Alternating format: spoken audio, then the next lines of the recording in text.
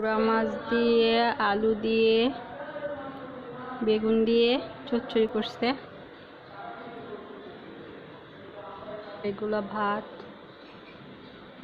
গরুর গোস্ত বসাইছি, এখন রান্না করতেছি, এখন কষানো হতেছে। আলু দিয়ে রান্না করব, আরও কষানো লাগবে, আরও কষাতে হবে, পানি উঠতেছে।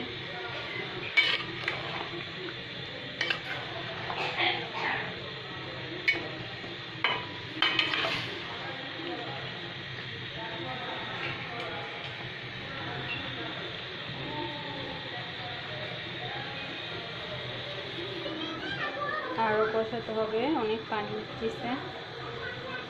কষানো শেষ হলে আলু দিয়ে দিব, তারপরে পানি দিব। ওকে, টাটা, বাই বাই।